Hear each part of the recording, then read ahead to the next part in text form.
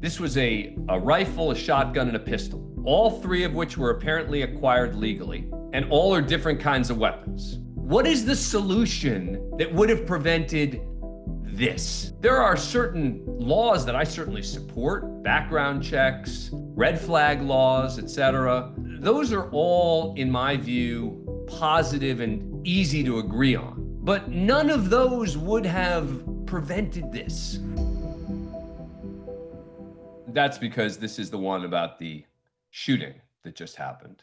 And the question is there something that can be done, right? And again, I'm not one of these people who's just saying, hey, throw up our arms, nothing we can do. But let me give you a little background on me on this topic. I wrote my law review article.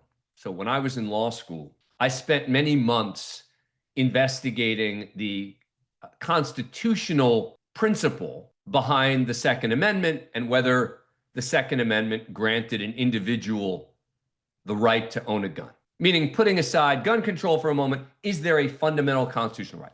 And there had never been, before the 2008 Heller decision by the Supreme Court, any decision by the Supreme Court or any appellate court that suggested that an individual had a constitutional right to own a weapon. And again, as we know, even if you have a constitutional right, it doesn't mean that there can't be certain restrictions. And I did a very deep dive on it in 1992, and I concluded that there was no constitutional right to own a weapon, that the Second Amendment said a well-regulated militia being necessary to the security of a free state, comma, the right of the people to keep and bear arms shall not be infringed. And all the analysis up to that point had focused on the well-regulated militia being necessary to the security of a free state. So the militia needed to be well-regulated, organized, didn't mean that just an individual had a right to own a weapon. And did a deep dive back on the history, etc. The Supreme Court in 2008 changed that, right? I mean, Warren Burger, who was a very conservative Supreme Court justice, the Chief Justice of the Supreme Court in the 1990s, described the claim that the Second Amendment granted an individual the right to own a weapon one of the greatest hoaxes of all times. Nevertheless, the Supreme Court, in a narrow majority, determined in the Heller case, in a decision that I think was intellectually dishonest and wrong, but determined that there is a right. So, as I've said to many of you before, you can criticize the Supreme Court. You got to accept its rulings. You got to not say it's somehow invalid. I disagree, but I accept. That is now the law of the land. And I give you that background because it is important to understand that in the context of talking about gun control laws. Now, there is a divide about how effective gun control laws can be or are. But as far as I'm concerned, if the neighboring state or city doesn't have the same gun control laws that you have, it's still going to be easy enough to get a weapon. Now, you could argue what's wrong with making it harder, that we should at least try. Maybe, except that now that it is a constitutional right, there should be a pretty good reason to restrict that right. And there should be evidence that gun control laws work. And this is the mayor of Minneapolis after the shooting. This is going to be number 6. Making a point that many on the left have been making. Let's listen. These were Minneapolis families. These were American families. And the amount of pain that they are suffering right now is extraordinary. And don't just say this is about thoughts and prayers right now. These kids were literally praying. It was the first week of school. They were in a church. These are kids that should be learning with their friends. They should be playing on the playground. They should be able to go to school or church in peace without the fear or risk of violence, and their parents should have the same kind of assurance. These are the sort of basic assurances that every family should have, every step of the day, regardless of where they are in our country. That's true, of course, but that's not the reality, obviously.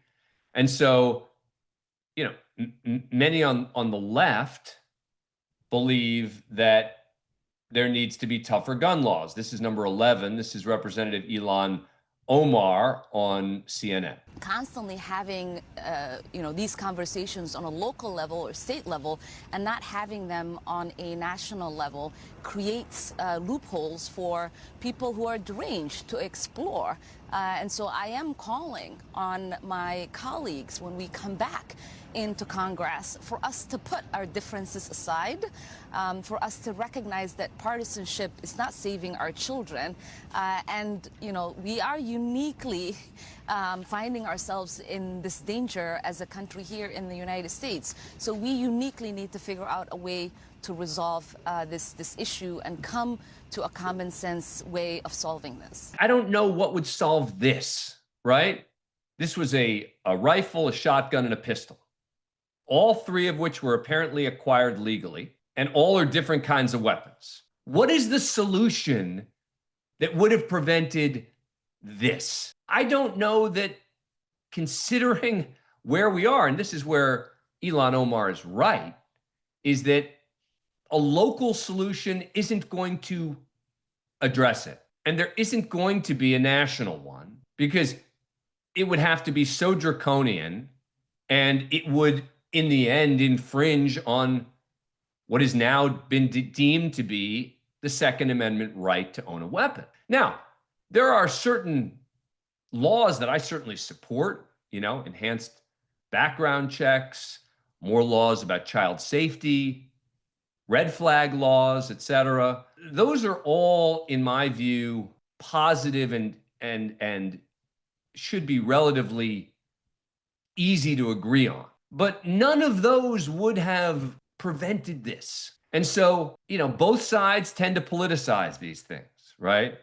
I mean, look, the right's position is what Byron Donalds, number 12, said on Fox News immediately after this happened. So that this doesn't happen again. And I will tell you, once again, this is not about guns. This is about mental health issues that the radical left refuses to acknowledge comes from their crazy ideology, which is damaging so many children in the United States who are now becoming young adults. So when a nutty right-winger does something, we're going to blame. I mean, this is the problem.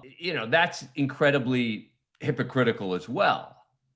But it's true that gun control laws wouldn't have addressed this. So I am interested. I haven't heard what she said exactly, but Senator Amy Klobuchar, who tends to be a more moderate Democrat, who is the senator, one of the senators from Minnesota, spoke on local CBS about this. I'm curious what she said. This is number 9. Some of our more conservative Democratic senators at least supported some age limit on, say, 21 of getting those guns. Then you have doing something about just mental health checks and more on background checks. We just don't know the details of who this person was. I don't.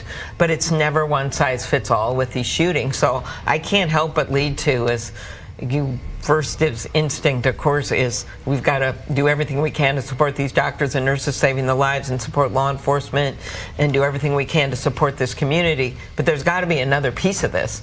And the other piece of this is what we have to do about stopping these mass shootings. Again, that is true, but what is the solution? I mean, and again, let's all agree there isn't a panacea here, right? There isn't a silver bullet. There isn't going. I'm sorry for using that analogy. I hadn't even thought of it until I said it, until I used the word. And then I'm like, oh, that's not particularly appropriate. But anyway, the point is that there isn't a one-size-fits-all solution to this. And so the right has a point that gun control wouldn't have stopped this. The left has a point that there are some sensible gun regulations that could only help. but they're talking at each other.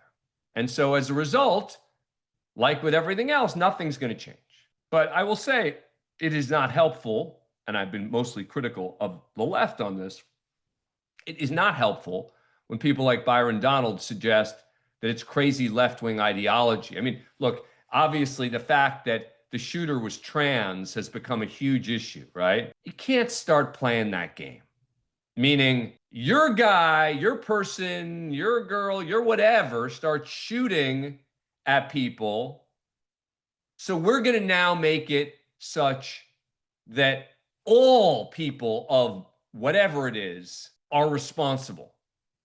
So if there is some MAGA loving white male who goes and does something terrible, and even if he says, you know, he's been watching right-wing this, you know, it's not fair or useful or productive to be blaming a group for something. These are individual choices.